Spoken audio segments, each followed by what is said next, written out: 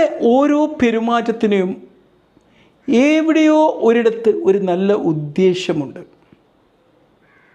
അങ്ങനെ തോന്നിയാൽ നമ്മൾ അനുഭവിക്കുന്ന പ്രശ്നത്തിൻ്റെ ഒന്ന് അർത്ഥം മാറ്റി നോക്കിക്കഴിഞ്ഞാൽ, അതിനെ മറ്റൊരു രീതിയിലേക്ക് റീഫ്രെയിം ചെയ്ത് കഴിഞ്ഞാൽ, നമ്മുടെ പ്രശ്നത്തിനെ മറ്റൊരു രീതിയിൽ റീഫ്രെയിം ചെയ്ത് കഴിഞ്ഞാൽ അതിന് ഒരു പുതിയ അർത്ഥമായിട്ട് കൊടുക്കുന്നത്.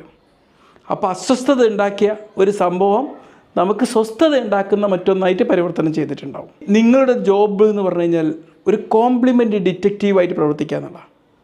ഈ പ്രോബ്ലത്തെ നിങ്ങളൊരു സ്ട്രെങ്ത്തായിട്ട് റീഫ്രെയിം ചെയ്യുക എന്നുള്ളതാണ്.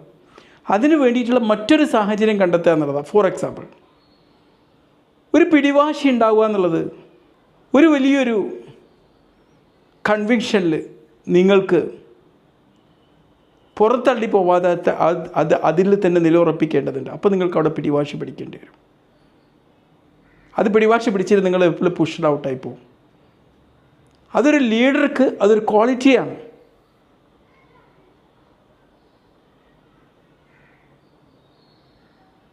നിങ്ങൾ ഒരു കാര്യത്തിന് വേണ്ടി ഫൈറ്റ് ചെയ്യുമ്പം,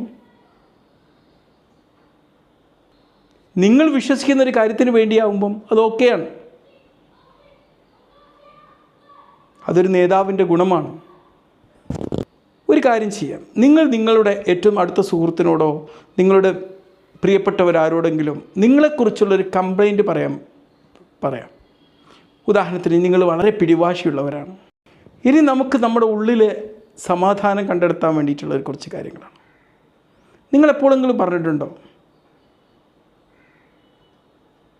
എൻ്റെ ഒരു ഭാഗം ഇന്നൊരു പാർട്ടിക്ക് പോകണമെന്ന് പറയുന്നു, എന്നാൽ ഒരു ഭാഗം എൻ്റെ വീട്ടിൽ തന്നെ അടങ്ങിയിരിക്കാൻ വേണ്ടി പറയുന്നു. അതൊരു ഡിസോർഡർ അല്ല. നമ്മുടെ തന്നെ മനസ്സിലുള്ള രണ്ട് പാർട്സാണ്. ഇവ തമ്മിൽ ഒരു പീസ്ഫുൾ അറ്റ്മോസ്ഫിയറിലേക്ക് കൊണ്ടുവരിക എന്നാണ് നമ്മൾ ചെയ്യേണ്ടത്. നമ്മുടെ പ്രവർത്തിക്കേണ്ട പാർട്ടും നമ്മുടെ റെസ്റ്റ് പാർട്ടും, അത് രണ്ടും ഒരു ടീമിൻ്റെ ഭാഗമാണ്. ഇവ തമ്മിൽ എങ്ങനെ ഒരുമിച്ച് വർക്ക് ചെയ്യാൻ നമ്മൾ ചിന്തിക്കേണ്ടത്. നമ്മുടെ വർക്ക് പാർട്ട് ചിലപ്പം നമ്മോട് ഇൻറ്റേർണലി ഒരു 45 മിനിറ്റ് ഫോക്കസ് ചെയ്യാൻ പറയുന്നുണ്ടാവും. പിന്നെ അത് കഴിഞ്ഞിട്ട് ഒരു 15 മിനിറ്റ് റെസ്റ്റ് എടുക്കാൻ പറയുന്നുണ്ടാവും. ഇപ്പോൾ ഒരു കാര്യത്തിൽ പോകാണ്ട് നമ്മൾ എന്നിട്ട് നമ്മൾ റെസ്റ്റ് കൊടുക്കുക. ഇതുപോലൊരു ഇന്നർ പീസിലേക്ക് നമ്മൾ കൊണ്ടുവരികയാണ് ചെയ്യേണ്ടത്. അതിനും ഒരുപാട് NLP ടെക്നിക്കുണ്ട്, ഞാൻ പിന്നീട് പറയാം.